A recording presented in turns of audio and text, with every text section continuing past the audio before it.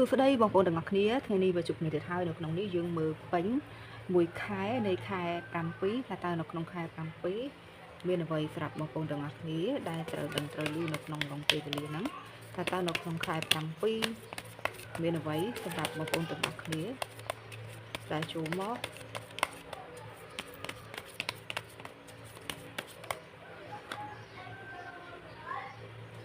តើនៅក្នុងខែ7នឹងមានអ្វីល្អចូលមកប្រាប់អ្នក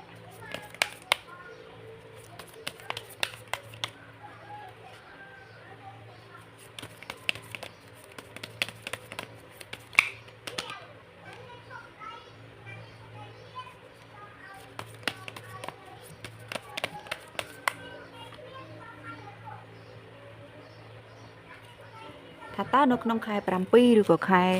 កក្កដានេះមានអ្វីល្អពិសេសចូលមកប្រាប់បងប្អូនទាំងអស់គ្នា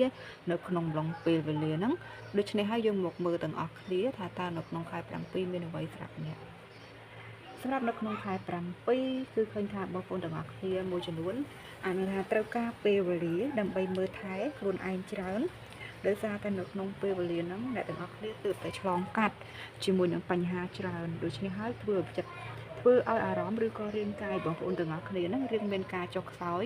ដូច្នេះធ្វើឲ្យបងប្អូនទាំងអស់គ្នាត្រូវការពេលវេលាដើម្បីព្យាបាលខ្លួនឯងឲ្យមានភាពល្អប្រសើរឡើងវិញដូច្នេះហើយឃើញថានៅក្នុងហ្នឹងគឺមើលឃើញថាអ្នកទាំងអស់គ្នាអត់សូវផ្ដោតទៅលើរឿងផ្សេងច្រើនប៉ុន្មានទេមិនថារឿងការងាររឿងលុយកាក់ឬក៏ជាស្នេហាទេបើស្នេហាវិញឃើញថាអ្នកទាំងអស់គ្នាមានអារម្មណ៍ថារៀងខ្លាចនៅក្នុងស្នេហាដោយសារតែអ្នកទាំងអស់គ្នាធ្លាប់ជួបបញ្ហាហើយដូច្នេះហើយធ្វើឲ្យបងប្អូនទាំងអស់គ្នាឡើងចង់គិតឡើងចង់ខ្វល់ទៀតហើយអ្វីដែលសំខាន់ឃើញថាអ្នកទាំងអស់គ្នាកំពុងតែសម្រាប់ព្យាបាលខ្លួនអ្នកទាំងអស់គ្នាផ្ទាល់ឲ្យមានភាពល្អប្រសើរឡើងវិញទាំងសុខភាពផ្លូវកាយនិងសុខភាពផ្លូវចិត្តរបស់អ្នកឥឡូវយើងមើលទៀតថាតើនឹងមានអ្វីសម្រាប់បងប្អូនទាំងអស់គ្នាដែលត្រូវដឹងទៀតនៅក្នុងរងពេលវេលាហ្នឹងប៉ុន្តែនៅក្នុងពេលហ្នឹងទោះបីជាអ្នកទាំងអស់គ្នាអត់ចង់គិតយ៉ាងណាក៏ដោយក៏មើលឃើញថាគឺនឹងមានមនុស្សចូលមកសុំក្តីស្រឡាញ់ជាមួយបងប្អូនទាំងអស់គ្នាឬក៏ចូលមកសាងសម្ព័ន្ធភាពស្នេហាជាមួយអ្នកបើសិនជាអ្នកទាំងអស់គ្នានឹងគឺជាមនុស្សស្រីគឺមើលឃើញថាមានមនុស្សចូលមករកអ្នកទាំងអស់គ្នានៅក្នុងរងខែកក្កដាហ្នឹងដូច្នេះហើយឃើញថាមនុស្សម្នាក់ហ្នឹងគាត់នឹងចូលមកផ្ដល់ក្តីស្រឡាញ់ចូលមកសារភាពឬក៏អាចថាចូលមកចង់សុំតំណែងស្នេហាជាមួយបងប្អូនទាំងអស់គ្នាហើយបើអ្នកទាំងអស់គ្នាគឺជាមនុស្សប្រុសគឺឃើញថានៅក្នុងរងខែកក្កដាអ្នកទាំងអស់គ្នាបានរកឃើញមនុស្សដែលអ្នកទាំងអស់គ្នាស្រឡាញ់ពេញចិត្តហើយគឺនៅតែអ្នកទាំងអស់គ្នាទៅសារភាព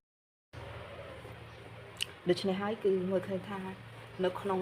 អំឡុងខែកក្កដាអ្នកទាំងអស់គ្នានឹងទទួលបានស្នេហាចូលមកសាងសម្ព័ន្ធភាពជាមួយនឹងបងប្អូនទាំងអស់គ្នាហើយមិនត្រឹមតែប៉ុណ្ណោះទៀតគឺអាចនឹងថាបន្ទាប់ពីព្យាបាលចិត្តបងប្អូនទាំងអស់គ្នាហើយគឺឃើញថានឹងមានស្នេហាចូលមករកបងប្អូនទាំងអស់គ្នាហើយអ្នកទាំងអស់គ្នាសម្រាប់ចិត្តបែបណាគឺអាស្រ័យទៅលើអ្នកទាំងអស់គ្នាទេឥឡូវយើងមកមើលសិលកាត់បន្ទាប់ទៀតថាតើមានអ្វីសម្រាប់បងប្អូនទាំងអស់គ្នាទៀតនៅក្នុងអំឡុងពេលខែកក្កដាហ្នឹងនៅក្នុងហ្នឹងឃើញថាបងប្អូនទាំងអស់គ្នាគឺមានឱកាសល្អពាក់ព័ន្ធមួយរឿងមួយកាក់ចូលមកក្នុងជីវិតបងប្អូនទាំងអស់គ្នានៅក្នុងអំឡុងខែ7ឬក៏ខែកក្កដានេះឃើញថានៅក្នុងនឹងផ្ទាល់អ្នកទាំងអស់គ្នាគឺកំពុងតែប្រើចំណេះជំនាញនិងសមត្ថភាពរបស់អ្នកទាំងអស់គ្នាផ្ទាល់ក្នុងការចាប់យកឱកាសការងារចូលមកនៅក្នុងអំឡុងពេលវេលាហ្នឹងដោយសារតែនៅក្នុងហ្នឹងគឺមើលឃើញថាអ្នកទាំងអស់គ្នាគឺជាមនុស្សដែលមានចំណេះជំនាញពិតប្រាកដច្បាស់លាស់ខ្លាំងមែនតើដូច្នេះហើយអានថាបើអ្នកទាំងអស់គ្នាចេះចាប់យកឱកាសបានល្អអ្នកទាំងអស់គ្នានឹងទទួលបានភាពរីកចម្រើនលឿនពាក់ព័ន្ធជាមួយនឹងរឿងលុយកាក់នៅក្នុងចន្លោះពេលវេលាហ្នឹងដូច្នេះហើយឃើញថាល្អមែនតើសម្រាប់បងប្អូនទាំងអស់គ្នានៅក្នុងអំឡុងខែកក្កដាពាក់ព័ន្ធមួយរឿងលុយកាក់គឺអានថាឱកាសល្អចូលមករកអ្នកទាំងអស់គ្នាហើយចូលប្រើចំណេះជំនាញនិងសមត្ថភាពរបស់អ្នកដើម្បីទទួលបានប្រាក់កាសចូលមកបានកាន់តែច្រើននៅក្នុងពេលវេលាហ្នឹងដោយសារតែនៅក្នុងហ្នឹងឃើញថាអ្នកទាំងអស់គ្នាគឺជាមនុស្សដែលចេះច្រើនផ្នែកមានចំណេះជំនាញច្រើនផ្នែកហើយថាសុទ្ធតែបង្កើតជាលុយបានដូច្នេះហើយចូលចាប់យកឱកាសនៅពេលហ្នឹងឲ្យបានល្អដើម្បីតែអ្នកទាំងអស់គ្នាហ្នឹងមានភាពរីកចម្រើនលឿននៅក្នុងរឿងលុយកាក់អានថាមិនមែនចេះតែទទួលបានឱកាសបែបហ្នឹងទេដូច្នេះហើយនៅក្នុងខែកក្កដាហ្នឹងចូលចាប់យកឱកាសលុយកាក់នេះឲ្យបានដើម្បីអ្នកទាំងអស់គ្នាអានថាឆាប់ទទួលបានភាពជោគជ័យលឿននៅក្នុងរឿងលុយកាក់របស់បងប្អូនទាំងអស់គ្នាផ្ទាល់ហើយនៅក្នុងហ្នឹងឃើញថាបងប្អូនទាំងអស់គ្នា គឺឃើញថាអ្នកទាំងអស់គ្នានឹងចង់ចាប់ផ្ដើមវិនិយោគលុយកាក់របស់បងប្អូនទាំងអស់គ្នាដែលមាននៅក្នុងដៃហ្នឹងអ្នកទាំងអស់គ្នានឹងយកទៅវិនិយោគនៅលើផ្នែកណាមួយសម្រាប់បងប្អូនទាំងអស់គ្នាឬក៏ទៅលើក្រុមហ៊ុនណាមួយដែលអ្នកទាំងអស់គ្នាជឿទុកចិត្តពីព្រោះអ្នកទាំងអស់គ្នាអានថាគិតពិចារណាយូរដែរហើយដល់ពេលវេលាដែលអ្នកទាំងអស់គ្នាត្រូវយកលុយកាក់ទាំងអស់ហ្នឹងដើម្បីទៅវិនិយោគដើម្បីអ្នកទាំងអស់គ្នាទទួលបានប្រាក់កម្រៃចូលត្រឡប់មករកបងប្អូនទាំងអស់គ្នាវិញហើយដូច្នេះហើយអ្នកទាំងអស់គ្នាគឺជាមនុស្សដែលមានភាពល្អិតល្អន់ខ្លាំងមែនទែននៅក្នុងរឿងលុយកាក់មិនមែនជាមនុស្សដែលចេះតែចាយឬក៏យកលុយទៅធ្វើអ្វីផ្ដេសផ្ដាស់ឡើយគឺជាមនុស្សដែលមានការគិតម៉ត់ចត់ជាមនុស្សដែលគិតត្រេះរិះពិចារណាវែងឆ្ងាយខ្លាំងមែនទែនដូច្នេះហើយនៅក្នុងអំឡុងខែកក្កដាឬក៏ខែ7នេះគឺអ្នកទាំងអស់គ្នានឹងយកលុយកាក់របស់អ្នកទាំងអស់គ្នាទៅវិនិយោគទៅលើផ្នែកណាមួយឬក៏ទៅលើក្រុមហ៊ុនណាមួយដើម្បីឲ្យអ្នកទាំងអស់គ្នាទទួលបានប្រាក់កម្រៃ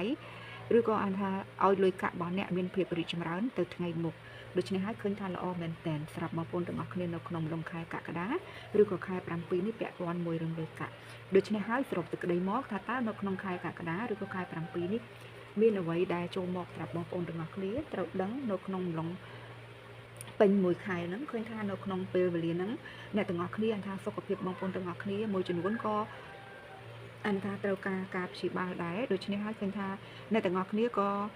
ខិតខំប្រឹងប្រែងមើលថែសុខភាពខ្លួនឯងឲ្យល្អប្រសើរឡើងវិញដែរបន្ទាប់ពីអ្នកទាំងអស់គ្នាឆ្លងកាត់រឿងច្រើនចូលមកក្នុងជីវិតអ្នកដូច្នេះហើយធ្វើឲ្យបងប្អូនទាំងអស់គ្នារៀងចុះខ្សោយចំពោះសុខភាពបងប្អូនទាំងអស់គ្នាបន្តិចប៉ុន្តែនៅក្នុងនឹងយ៉ាងណាក៏ដោយឃើញថាបងប្អូនទាំងអស់គ្នាអាចថារឿងមួយចំនួនអ្នកទាំងអស់គ្នាអាចនឹងមានការផ្ដាច់ចេញបន្ទាប់ពីអ្នកទាំងអស់គ្នាជួបបញ្ហាប៉ុន្តែក្រោយមកទៀតឃើញថានៅក្នុងនឹងឃើញថាអ្នកទាំងអស់គ្នាអាចនឹងមានមនុស្សចូលមករកអ្នកទាំងអស់គ្នាពាក់ព័ន្ធមួយក្តីស្រឡាញ់ឬក៏ពាក់ព័ន្ធមួយស្នេហាទោះបីជាអ្នកទាំងអស់គ្នាអាចថាមិនចង់ទទួលយកក៏ដោយប៉ុន្តែគឺមានមនុស្សចូលមករកអ្នកទាំងអស់គ្នាគឺចូលមកចង់សាងសម្ព័ន្ធភាពស្នេហាជាមួយនឹងបងប្អូនទាំងអស់គ្នានឹងឯងអ្វីដែលសំខាន់ទៀតគឺឃើញថានៅក្នុងហ្នឹង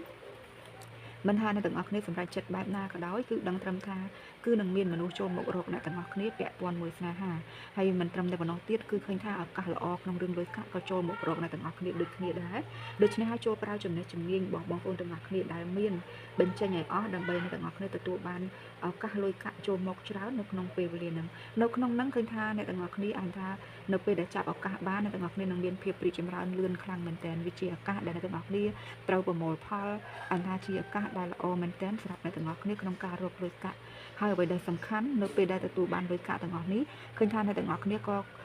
នឹងចាប់ផ្ដើមទៅវិនិយោគនៅលើផ្នែកណាមួយផងដែរអ្នកទាំងអស់គ្នាមិនទុកលុយអ្នកទាំងអស់គ្នា